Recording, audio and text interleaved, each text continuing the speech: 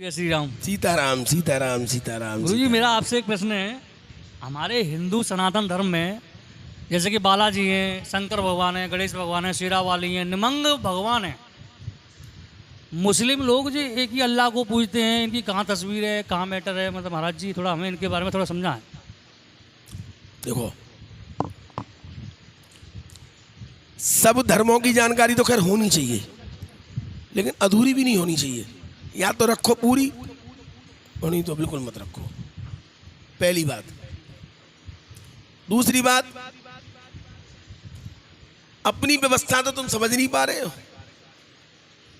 दूसरी व्यवस्था में झांक करके देख रहे हो।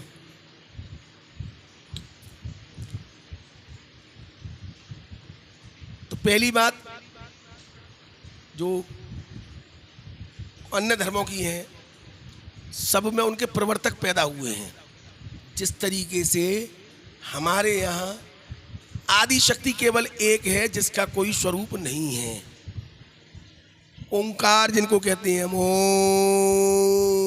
निराकार। जिस तरीके से पानी निराकार होता है, उसी तरीके से वो भी निराकार है।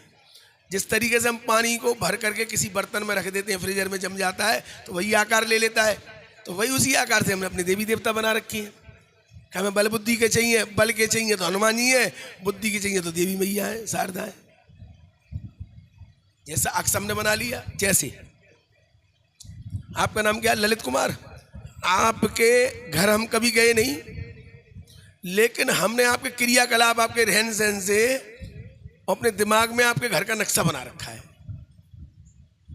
अब हम आपके घर पहुंचे, मैंने यार हमने दिमाग में तो कैसे नक्शा बना रखो जी, तो ऐसा ही है। जैसे मेरा घर जो है 90 या 95 गज में बना हुआ है, और बड़े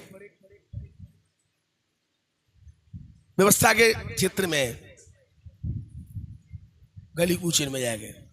तो लोग मेरी व्यवस्थाओं से समझते तो ये है कि बड़ी कोठी होगी, बंगला होगा। वो निकलते नेक्सी सी उठरिया है ना।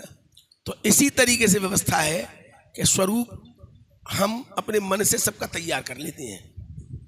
इसीलिए तो तुलसीदास जी ने बार बार लिखी है कि मजा की रही भावना जैसी, प्रभु मूरत देखी तिन तैसी। वैसी तो स्वरूप भगवान राम को दिख रहे हो, राक्षसों व राक्षस दिखाई दे रहे। जो बच्चा समझ के देख रहे हो वो बालक दिखाई दे रहे, जो भगवान समझ के देख रहे हो वो भगवान दिखाई दे रहे। तो तुम जैसा देखोगे वैसा स्वरूप बनेगा। ठीक है। प्रत्येक समाज के एक पैगंबर होते हैं, बाकी उनके प्रवर्तक होते हैं।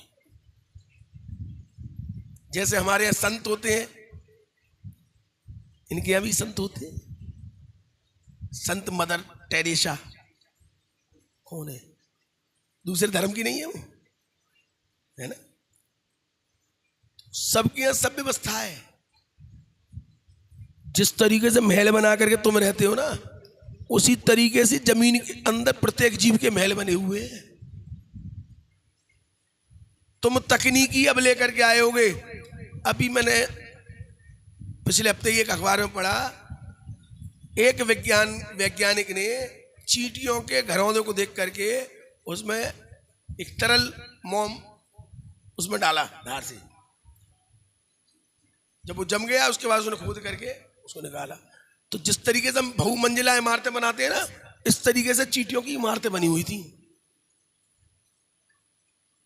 समझो। तो सबकी व्यवस्थाएं वही है। कोई काऊ धर्म को अपना ले, बाबू खानो तो मोते ही है, सांस बाबू नाकते ही लेनी है, दूसरी व्यवस्था ना है। काट छाट कर लो, कोई दिक्कत ना है, लेकिन बदल ना सके तरीका वही है। सब उत्पत्ति से लेकर मरण तक की सारी व्यवस्थाएं समान हैं। जीव जब उत्पत्ति होती है, उससे लेकर के जब तक मरता है, तब तक समान व्यवस्थाएं रहती हैं। बस काऊ ने दिन को दिन कह दो और काऊ ने रात को करे दो, काऊ ने चंदा को पूजो, काऊ ने सूरज को पूजो। है अंदर जाइए तो है सब प्रकृति की व्यवस्था।